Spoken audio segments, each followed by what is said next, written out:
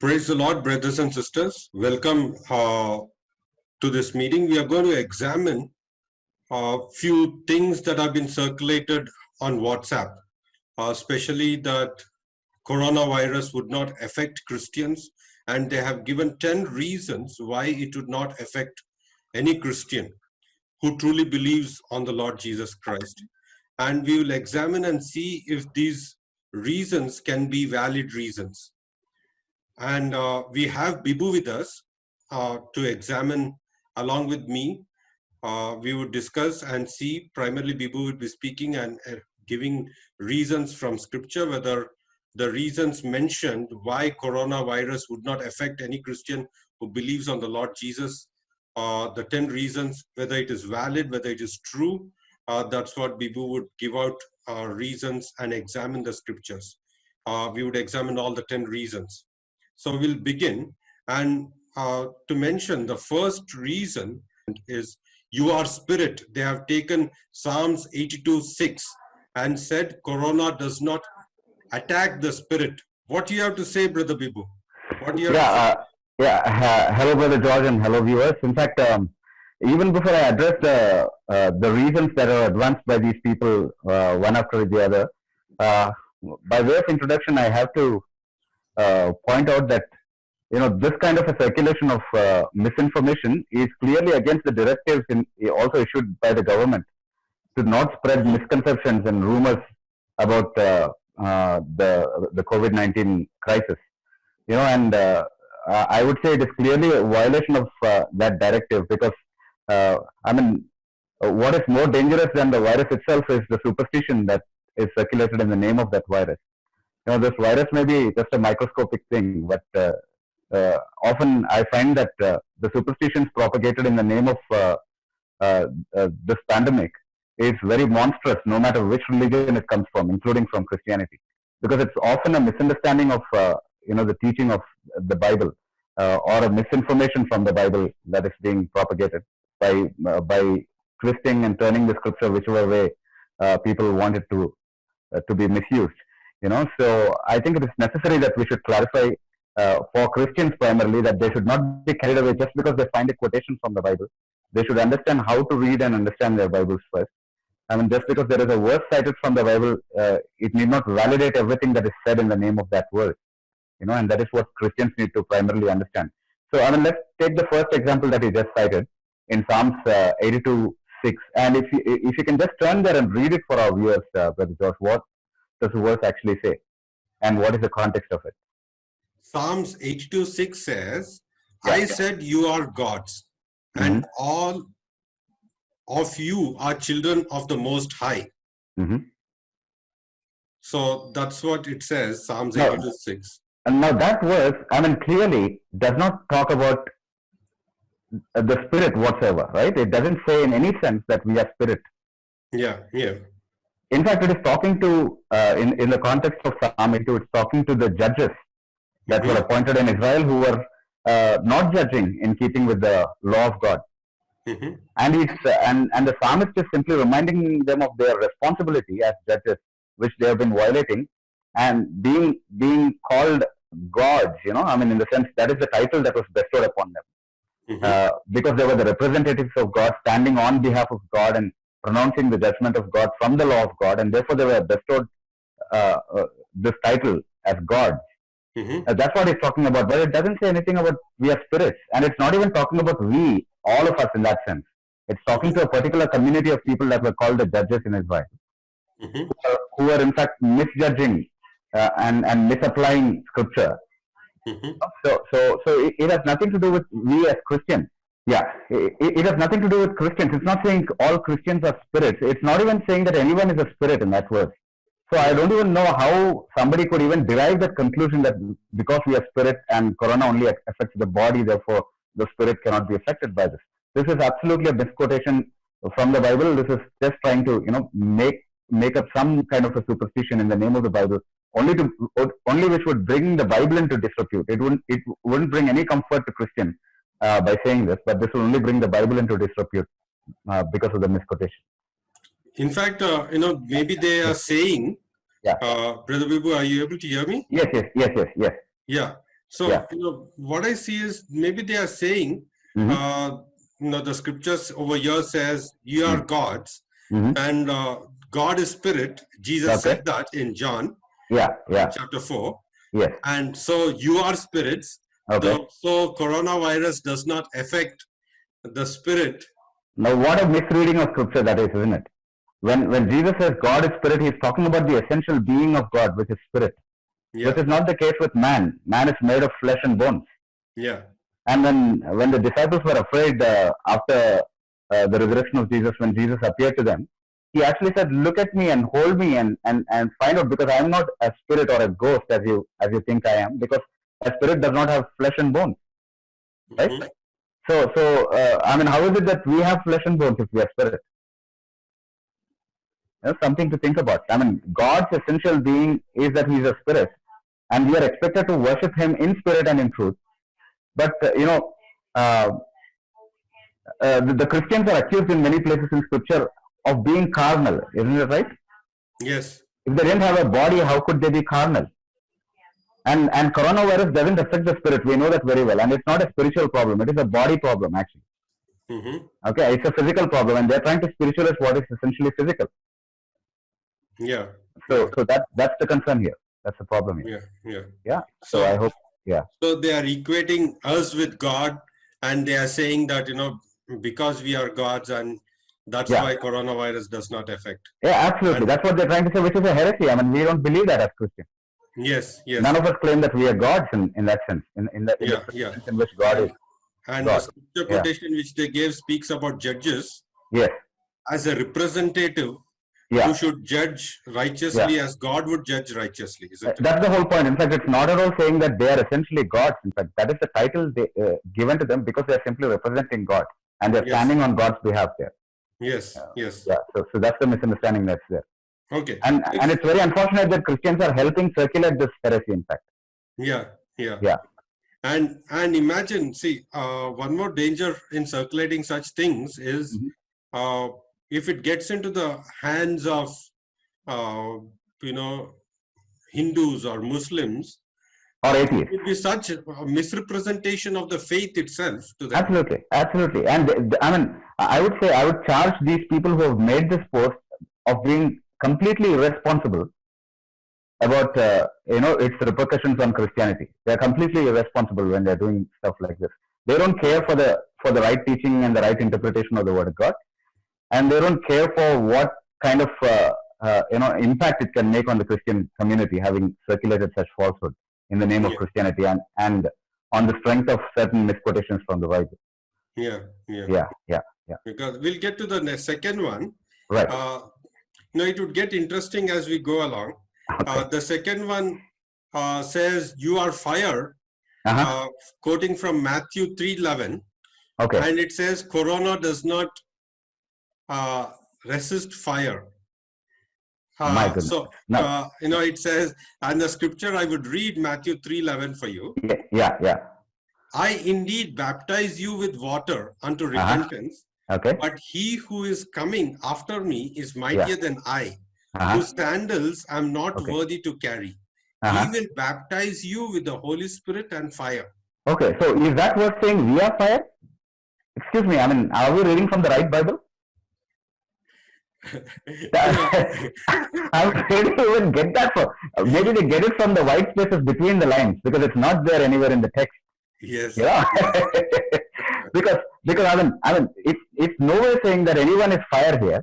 Yeah. It's just talking about the baptism that Jesus is going to universally give to all men. Yes. Either you will be baptized by him in the Spirit, or you will be baptized by him in the fire. Because the next verse clarifies what fire he's talking about. Yeah. If you can read the next verse also. Now the next verse would be Matthew 3:12. Yeah. Which says, "His winnowing fan is in his hand, and he will thoroughly clean out his threshing floor and gather his wheat into the barn, but he will burn up the chaff with unquenchable fire." Now read the verses 11 and 12 together and you get the whole picture. What it's simply saying is that Jesus would baptize everyone either in spirit or in fire. Okay? Yeah. And in verse 12 it's clarifying, I mean, I mean, there are those whom he would, as wheat, carefully gather into barns. Mhm. That is being baptized by the Spirit. That's a picture of salvation. Mhm. And there are those whom he will burn up burn up as chaff in the unquenchable fire, Mhm. which is a hellfire. And it's talking about judgment, people who will be judged by him. Mhm. So all John the Baptist is saying here is that Jesus, the entire world will be baptized by Jesus either into salvation or into condemnation. Mhm. That's the whole picture there. Okay. So it has nothing to do with you are a fire and I am a fire, or we are fire, or anyone else is a fire. It's not even talking about anybody being fire and therefore coronavirus cannot affect the fire. And in fact, if they want to be fire, Yeah. that means they would be judged to be condemned, isn't it? Yeah, it's talking about the fire of condemnation. I mean, even in the verse before it and after it also. Even in verse 10, it's talking about the branches that are unfruitful, that the tree that is unfruitful, which will be cut off and will be thrown into the unquenchable fire. Again, it's talking about the judgment fire, in fact. Yeah, yeah. So I mean, I don't know how they are reading their Bibles. I mean, how can anybody read that verse and say we are fire and therefore coronavirus cannot affect us? And I would like to bring out one more thing, brother. Yeah. Here. Yeah. The problem with people who read their Bible like this is because of the verse divisions, isn't it? Yeah, yeah. And they assume that the verse divisions were also given out by the apostles when the scriptures were written. Yeah, they think the verse divisions are inspired, you mean? Yeah, yes. So, okay. They build doctrines just based on one verse rather than interpreting it within the context and, taking the entire context of the Bible, of the book and of the passage. Correct. But even if I were to read verse 11 that way, thinking that is a separate, unit by itself, distinct from the rest of the text, even if I were to take it that way, that text is not at all saying that anyone is fire, right? It's not saying we are fire, even in that sense. And so, maybe they are too imaginative. They are saying, if you are baptized by fire, you convert into fire or something like that. Maybe, yeah. But in the context, it's talking about hellfire. And in fact, in the hellfire, it says the worm will not die. So even coronavirus will not die there. But again, that would be a misquotation, isn't it? Were I to say that. Because that's talking about the soul that will not die. It's not talking about any virus that will go there. Yes. Okay. Yeah. Okay. So, but that's how people are reading their Bibles. I mean, they just need, some sound of words that will suit their idea. Yeah. So, I know such misrepresentation, such misquoting the Bible without understanding, without the right interpretation, isn't it? Yeah. And I don't think people would have circulated if it were not framed by somebody very influential in some church or in some circle. And it seems like that. Yeah, and it's very pathetic that teachers who should have taught the people how to understand and read their Bibles should come up with such misinterpretations themselves. Yeah, very unfortunate, isn't it? Yes. Yeah. So we would discuss other effects of such circulation once we finish the 10 scriptures that they have quoted. Yeah. And misrepresented and misguided people in the church. Yeah. So shall we take the third one up? Yeah. Yeah. Third one would be, you are wind, quoting John 3:8. Now this is really interesting. Does not attack the wind. Okay. And the scripture says the wind blows where it wishes. Okay. And you hear the sound of it, but cannot tell where it comes from and where it goes. Now here is everyone who is born of the Spirit. Okay. Now that's very interesting here, because Jesus is likening the work of the Holy Spirit to the wind. He's not saying every single believer is a wind here. Yeah. Yes. Okay. Every single believer is a wind and all the believers collectively put together becomes a whirlwind. He isn't saying anything like that. He's actually talking about the phenomenon of being born again, the spiritual, wonder of being born again, without which nobody can enter into heaven. That's the whole context. He's talking to Nicodemus about it, and Nicodemus doesn't understand what it is all about. And he says it's the work of the Spirit. That which is one of the flesh is flesh, that which is one of the Spirit is spirit. Yeah. And he's saying it's a mysterious work of the Spirit, so that just like the wind, you don't guess where it's coming from and you don't even know where it's going. So is everyone that is born of the Spirit, in the sense that you don't even understand, how that work of grace is done internally within you. It's a mysterious work of the Holy Spirit. So he's likening the mysterious work of the Holy Spirit with the mysterious wind that blows, who's coming and going, you cannot tell. I mean, how does it have anything to do with you being a wind? See, that's what. I mean, the problem is this guy is speaking in the wind, whoever wrote this. and the greatest problem is they are equating what belongs to God and attributing it to themselves. Isn't it? Correct. I mean, that's really funny, in fact. This is a very funny post, I would say. I would even urge the government not to take it seriously and ban it or anything. Let it stay around for some humor in this, tough season. But, if, as you said, it would have been circulated by some influential person. That's why it is going around.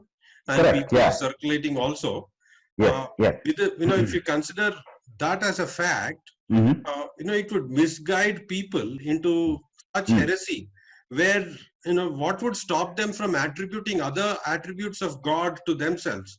Because over here the wind, who's compared to the Holy Spirit and his work, they are taking that and attributing it to themselves or to the Christians, and they are saying that because of this, coronavirus would not affect. And no wonder we have Christians today who think they can speak things and circumstances into existence, just like God spoke the creation into existence. The word of faith movement, right? That is the word faith movement, isn't it? Absolutely. And whatever you say, you are speaking things into existence. You are speaking circumstances into existence. So you can make your own circumstances by speaking the positive words. You might have heard of that kind of a conception. As if you are God and as if you can speak things into existence. That's such a stupid concept, I would say, in fact. And in fact, if you look at it that way, even the apostles did not attribute something like that they could speak things into existence. Absolutely. Or anything like that. So, I mean, these are the kind of people who are responsible for helping those kind of ideas to come forth, and influence Christian people. Yes. So we'll go to the third one, fourth one. Yes. This is, you are not earthly but heavenly. Oh, okay. Quoting Ephesians 2:6. Okay. Corona is on the earth, so you cannot be affected because you are heavenly. Okay. And Ephesians 2:6 says, and raised up together and made up, sit together in heavenly places in Christ Jesus. So now you are sitting in the heavenly places? Yes. And so Corona cannot, no, I'm sitting on a stool here. See, I am not denying the spiritual implications of what Paul is saying there at all. I completely believe that I am risen with Christ and I'm sitting with him and reigning with him in heaven. Though I am still anticipating for the fulfillment of it and the realization of it in a future time. Yet in the plan of God, that is already accomplished, actually. And it's as good as saying I am heavenly in that sense. But that is not saying that I will not die because I'm in the heaven, because there is no death in heaven, right? The heaven that they're talking about. I will die someday. If I'm not dying of Corona, I'm dying of something else, for sure. Yes. I'm aging, which shows that I'm nearing my death.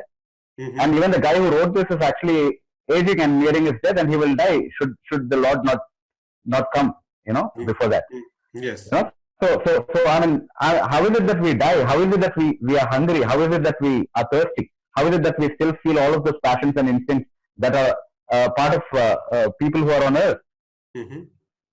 So we are earthly also in that sense, right? I mean, we are still living on the earth. We are still living with earthly bodies, and we are living in the midst of people who have earthly passions with earthly passions, actually. Yes. Yeah. So, I mean, I don't know what they really want to say. I mean, are they assuring every Christian that because they are risen with Christ and because they are sitting in heavenly places in a spiritual sense, they cannot be affected by physical diseases? Is that what they want us to believe? That is ridiculous. Yeah, probably they want to believe that. Yeah. So why don't they go out? Why don't they go out and assist the doctors and the government officials who are, taking so much of precaution in rendering service to people who are infected and people who are affected by this pandemic? Why don't they just go out? Because they're confident that nothing can affect them, right? They don't even need masks or any precaution, in fact, for that matter. Why don't they go out and say, oh, but probably they are because they're in heaven, they cannot reach out to people who are on earth.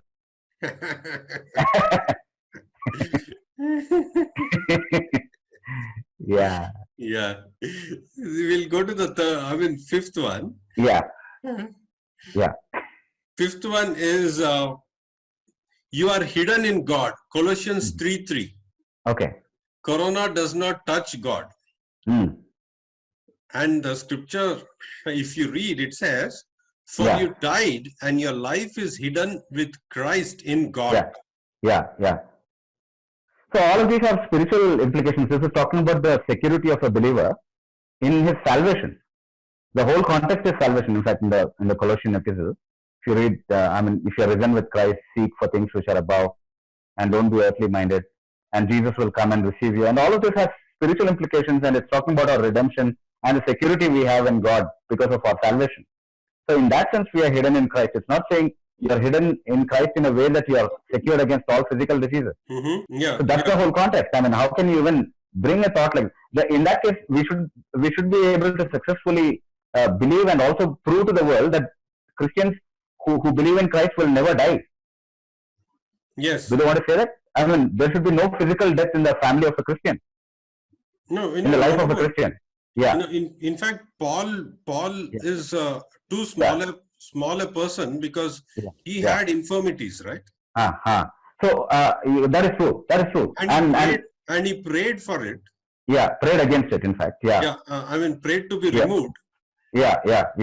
But God said, "My grace is sufficient for you." Correct. And how is it that is it just corona that that cannot touch God, or is it all other diseases also? Because I see that believers die of heart attacks. I see believers die of brain strokes, and I see they die of cancer. I know many believers who have died of cancer. Yes. Yeah. I know many people. Yeah, who are believers, who are born again believers. I'm sure I'll meet them in heaven. Yes. So were they not hidden in God? Were they not hidden in God? And was God? Was cancer too strong for God to handle? That it could not put. And because corona is a microscopic thing, a microorganism, so God can probably handle it better. Mm-hmm. And cancer, maybe he cannot handle so well. Is that what I'm supposed to believe? That's what these people are asking us to believe, isn't it? Yeah, absolutely. Yeah. So on one hand, we have evidence. Even within their church, there would have been many people who would have died. Yeah, and then they would say these people didn't have faith, or they have their own explanation for that. Yes. Yeah. They come up with all nonsensical explanations. And eventually that whole church will be proven of having no faith because all of them will die someday. Yes, of some sickness or something. Of some sickness or of aging or of whatever it is. Yes. They will die. Right? Yes, they would not anyway be taken up like Elijah. Absolutely, yeah.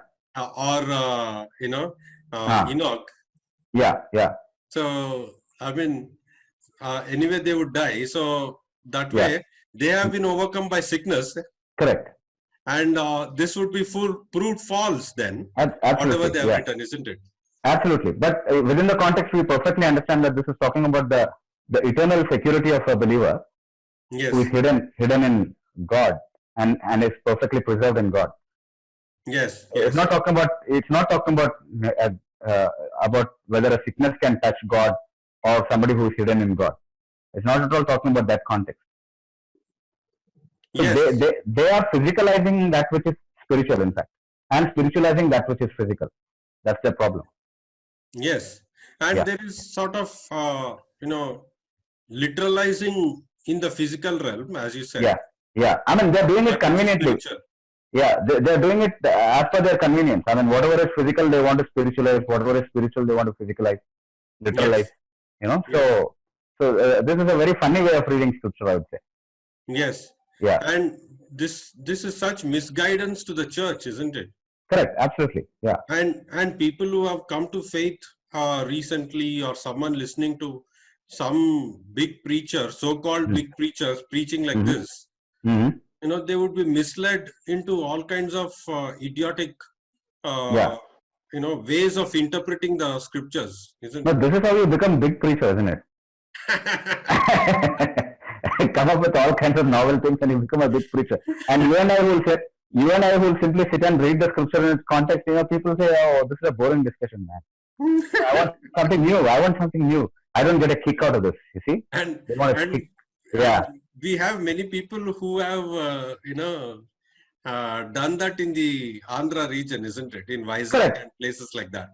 Yeah, I think in fact this is a concern everywhere. With I mean, people everywhere, all over the world, in fact, are doing this with Bible. I mean, people who should never be in the ministry are in the ministry, and that's our problem. Yes. They want to yes. twist and turn the scriptures as they please because they don't Yes. understand. They are not trained how to read the Bible. They don't understand, and and the worst thing is they want to attribute all of this to the guidance of the Holy Spirit. They want to say this is how the Holy Spirit taught me to understand the Bible. Hmm. Yeah. I mean, we'll go to the sixth one. Yeah. Now they, from the wind and from the fire and all that, now they have come to the stone. Oh, now all the Panchabhutalu are over. Okay. Okay. It says, they have said that you are stone, quoting First Peter chapter 2, verse 4 and 5. Oh, okay. So because you are stone, Corona has no effect on stone. Okay, come on, let's read that verse again. we'll read the verse. Yeah. Verse 4 and 5. Yeah. Coming to him, to a living stone, rejected indeed by men, but chosen by God and precious. You also are living stones, are being built up a spiritual house, a holy priesthood, to offer up spiritual sacrifices acceptable to God through Jesus Christ. Okay, now this is talking about the church. Yes. Now church is likened to a building. Yes. And church is composed of the believers, therefore they're likened to stones, but they're not just stones, they're living stones. Yes. So I want to ask the writer of this, article or this post, whether he knows anything like a living stone. Have you ever seen a stone that is a living stone? If you have seen one, I want to tell him that living stone can be affected by corona. Because it's talking about you and me. It's not talking about a dead stone which has no life, which cannot be affected by corona. Yeah. It's talking about you and me. Yeah. And it's talking about our composition. I mean, we being the components of the church.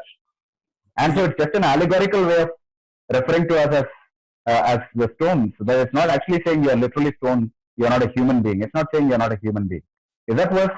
Does that verse say anything remotely like, people in the church are not human beings, they are stones? No. I mean, it is just an allegorical way of saying. Absolutely. But to this reader, it seems like, people in the church are just stones. Literally. There are many allegories like that. Yeah. Paul speaks about, in Romans. Yeah. He speaks about a plant and the foundation and as a building being built. Yeah. So if you take it that way, are we a building then? Are we brick and mortar? That's what this writer seems to imply. We are brick and mortar. So it is just an allegorical way of comparing. Yeah. Isn't it? Yeah. So I assume that this person who wrote this post also is a stone. How could he write this post? Because stones do not write posts. Yes. And they are now stones are using WhatsApp. Yeah, correct. And all other social media to influence other stones. I would say that it is not satirical in a sense, but we are just trying to apply his logic. Absolutely. No, I'm raising those questions rhetorically so that people can think more sensibly about what we are trying to say. Yeah. Yes. Because unless I speak that language, people even don't get to understand what we are trying to say. Yes. See, if we have to apply his if we have to apply his logic, that's what we should come up to, isn't it? Absolutely. That he should be, stones are using WhatsApp and all that, and if stones are using WhatsApp, as you have said, a living stone, then if stones can use WhatsApp, it can share on WhatsApp and circulate this message. then the stone can be affected by coronavirus also, isn't it? Absolutely, absolutely. Yes. So, we'll go to the next one now. Yeah. This would be the seventh one. Yeah. I mean, this becomes interesting now. Mm-hmm. Going to the Old Testament again. Okay. And it says, you are the apple of his eye. Mm-hmm. Hmm. Okay. And quoting Zechariah 2:8. Yeah. So can we go there? Cannot enter the eye of God. And okay. So. and I would read the scripture for you. Yeah. Yeah. For thus says the Lord of hosts, He sent me after glory to the nations which plunder you. For the nations which plunder you, for he who touches you touches the apple of his eye. Look, God is talking about a particular instance where he comes down, so to say, in a very dramatic sense. I mean, he's at least using that allegory of himself coming down to protect Israel against their enemies. Yes. Against the physical enemies, and he's speaking in the sense that he's their shield, he's their protection, he's the one who secures them against their enemies. Yes. But is that a blanket promise for every believer in every time to use to say that no diseases and no enemies and no dangers can touch me at any time? Not at all. I mean, I don't think so. Yeah.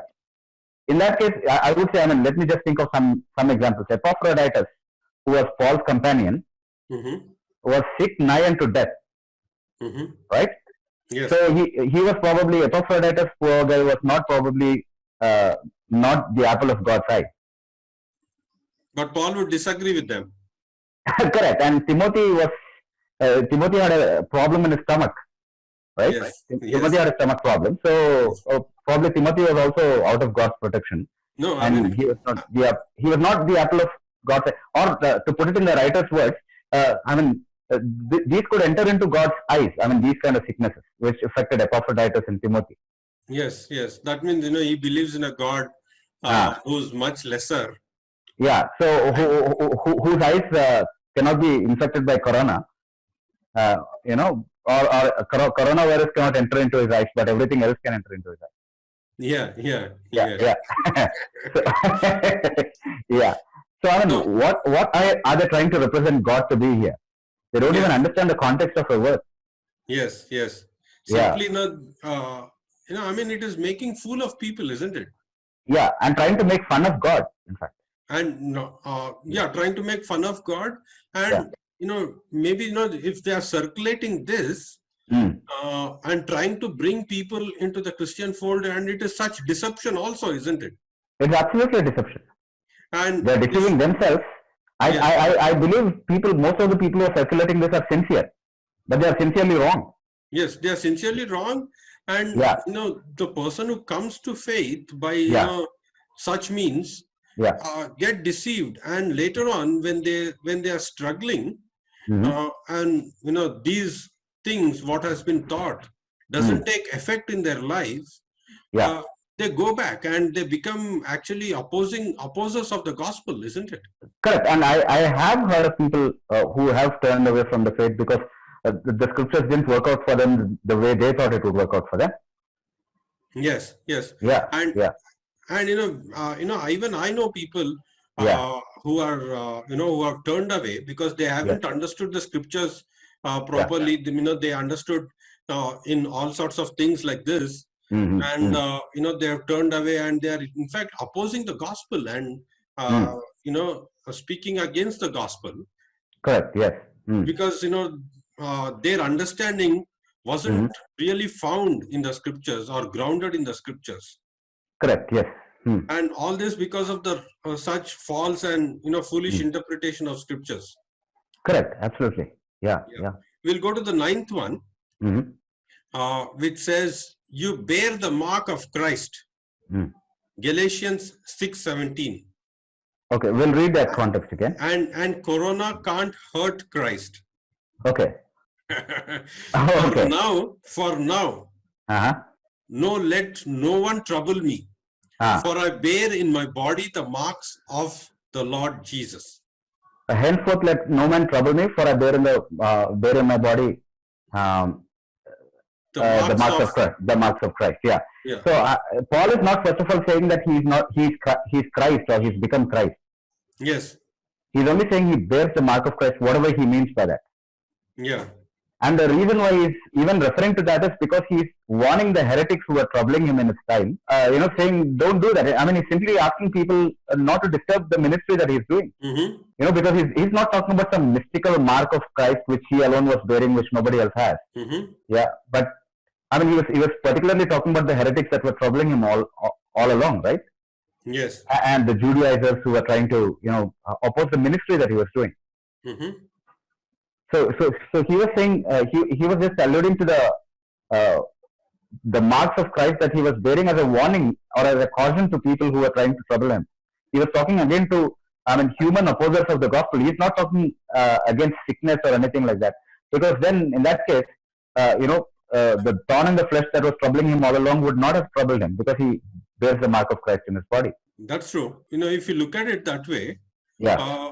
Over here, he is saying that he bears the marks of Christ. So he had a trouble already. Yeah. And that's why he's saying, do not trouble me. Correct. So actually, according to them, he shouldn't have any trouble, isn't it? Correct. Yeah, that's true. Because, they are saying Corona cannot hurt Christ. Yeah. So according to them, Paul shouldn't have had any trouble. Absolutely. When he says from henceforth let no man trouble me, it implies that hitherto they have been troubling him. Yes. So is it saying now, just yesterday I put on the marks of Christ on me, so from today onwards let no man trouble me? Is that what he's trying to say? No way.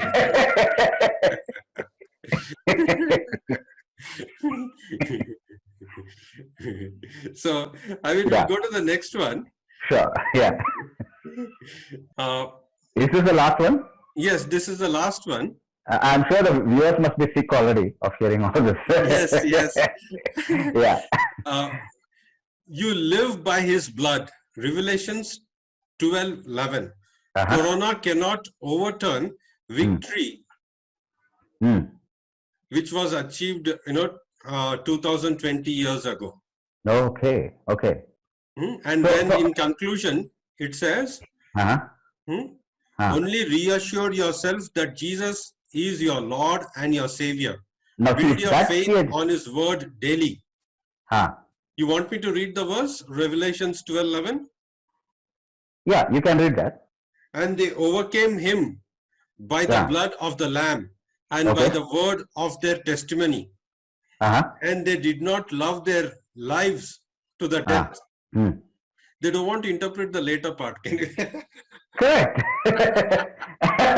So, people who can claim this promise should also be able to claim that they will not be overcome by death, right? That's true. Yeah. So, will they never die? Is the question. And in fact, this has nothing to do. See, it is true that we live by the blood of Jesus Christ in the sense we spiritually live. We are made alive because of what Jesus Christ has done on the cross. We absolutely believe that. But that is not to say that this is a guarantee against all sickness. Yes. In fact, that's a big misconception in Christianity that Jesus died also to take away your physical sickness in a way that you would never be affected by your sickness. I mean, there are these faith healers who go around saying it is illegal for a believer to have sickness in your body because Jesus Christ atoned for your sickness the same way he atoned for sin. But I don't see that anywhere in the Bible. See, they would not actually apply that to holiness anyway, isn't it? They would not. They would not apply that to holiness. Yeah. I know a few people who apply that to holiness and they claim that they have been perfected also. But, practically speaking, when you evaluate yourself, you cannot apply that to your holiness because you are always growing and you have the potential to become more and more holy and become sanctified every day and grow in the maturity and in the image of Christ. Correct. Yes. Every day, isn't it? Yeah. So, they don't want to understand, even being healed from sickness and all that. Yeah. In that way at all. Yeah. And correct. And the last thing I want to hear here is from this verse is that Jesus died 2000 years back so that I can be saved from coronavirus.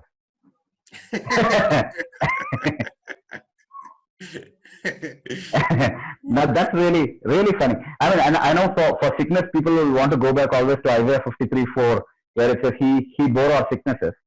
Mm-hmm. And then they would go to 53:5, Isaiah 53:5, which says, for by his stripes we are healed. Mm-hmm. And they would want to connect the two things. Mm-hmm. But the fulfillment of these two distinct prophecies in the life of Jesus are marked at different points in his life. Mm-hmm. Isaiah 53:4 is in fact fulfilled in Matthew chapter 8 and verse 17, when Jesus was actually performing his miraculous ministry of healing here, even before, much earlier before he went on to the cross, in fact. Mm-hmm. He was healing all kinds of sickness in that context in Matthew chapter 8 and verse 17. Mm-hmm. And it is in that context that Matthew recollects this prophecy as being fulfilled. That he surely bears surely bears our sicknesses and heals our diseases. So it is in that context that Isaiah 53:4 is fulfilled, and it has nothing to do with his death on the cross. But when it comes to by his stripes we are healed in 53:5, Peter in his epistle, 1 Peter chapter 2 and verse 24, he applies that very spiritually to the atoning work of Jesus Christ in the context of our sin. Mm-hmm. Okay, so as a result, this completely excludes any possibility of Jesus having died for our sicknesses. And it's no guarantee for a believer that you would never fall sick because Jesus died for you on the cross. So this is clear misinformation and misconception that is being propagated in the name of the gospel. And in fact, even the plain reading of the New Testament, if that was the case, there were many people whom the apostles were healing within the church, people who believed actually. Isn't it? Correct. And that means they were not having faith first. They didn't trust Jesus enough. But the apostle has to come and heal them. Correct. I mean, Eutychus should have never died having fallen off the window, right? Yes. He should not have been hurt at all. Yes. He should have just got up and said, "Hey, it was nice fun falling from there. Let's try it again." See, everybody can. And in fact, it would have been a practice maybe had it been that way. But, let's fall and prove to the world. Correct. And that would be fulfilling the temptation of the devil, which with which Jesus was tempted. And that's a very good point. And these kind of write-ups only encourage people, to tempt the Lord more and more, and not take the precautions that are necessary even for a Christian to be. Be careful about. At that note, I would like to, you to comment on the social implications of such teaching and of such, wrong doctrinal circulation in WhatsApp by Christians. What are the social implications? First of all, I would say this will only bring Christianity and Christians into a lot of disrepute and insult in the society. I mean, people who would think logically and reasonably would never want to believe that the Bible is a rational book, a book with some reason or logic, but which is not the case. In fact, I would contend that the Bible is the most reasonable, teaching on the face of the earth, and Christianity is the most logical faith on the face of the earth. It would stand the test of any reason. In fact, there may be areas in it which transcends reason, but there is no area of teaching in the Bible which conflicts reason.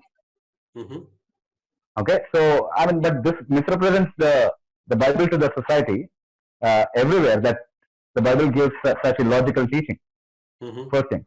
And secondly, I would also say this encourages people to go against the directives of the government and even challenge it. Yes. Which is a very dangerous thing. People may take it literally and roam around on the street, being beaten by the police. Absolutely. And in fact, ironically, the person who writes this post does not even put his name up there. Yes. In other words, he doesn't even want to take responsibility for what he has written. Yes. So let everybody else take the responsibility for the consequence of following this teaching, but the one who wrote it will not take the responsibility for it. Yes, yes, yes, So I would really want to urge Christians not to circulate posts like this. This does not glorify Christ in any way. This does not further the cause of the gospel.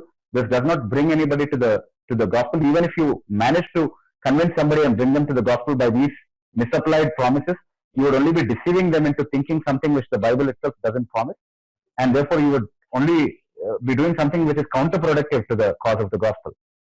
So I would really encourage them not to, entertain any posts of this nature, and even reprehend strongly anyone who would forward this kind of posts. yes, yes. Yeah. And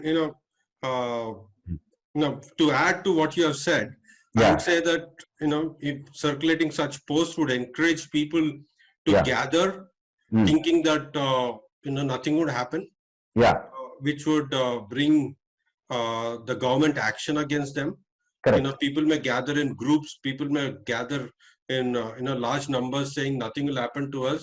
Yeah. And, in the name of prayer and all that, they may Mm. gather against the government order. Yeah. We can gather as family in our own homes. Yeah. And we should be praying at this time Yeah. for people who are affected, people who are sick. And, Yeah. we believe that God is a God who heals. Yeah. God is a God who performs miracles. Yeah. But you and I cannot dictate Yes. how God should perform his miracles, how God should heal, how Yeah. God should, do it. So Yes. we are not here to dictate to God, but Yes. we are here at his mercy, Absolutely. receiving from his grace Yeah. what he would do. So we Correct. should, because we are at his mercy and grace, we should cry out to him and pray. Yeah. And, we should look up to God in this time of crisis where people are suffering with this coronavirus. Rather Yes. than, Yes. and moreover, Bibu, Yes. with this kind of an attitude, Mhm. with this kind of circulation, they Mhm. would go ahead and, become actually a menace to and would become a cause of the spread of the virus, isn't it? Absolutely. They would spread the virus and the superstition along with it. Yes, yes. Yes. Yes. So, Yes. please don't do that, Yes. Christian believers, Christian brothers and sisters. And Yeah. thank you Yeah. very much, Bibu, for your time, for your valuable insights and contribution. Thank you very much. Stay home, Thank you stay very safe. much, Brother George. Yes. Yeah, Yes. stay home, stay safe, and enjoy your time with the family. And if you have to work from home, do that. And please don't circulate such things. And I would add by saying, read your Bibles and learn and understand how to read your Bible. So that Yes. you will know how to discern misquotations and misinformation propagated by such posts. And you can watch our YouTube channel also, where you can learn. By watching our YouTube channel, you'll be learning how to interpret and rightly interpret the scriptures. Yeah. Thank you very much for watching.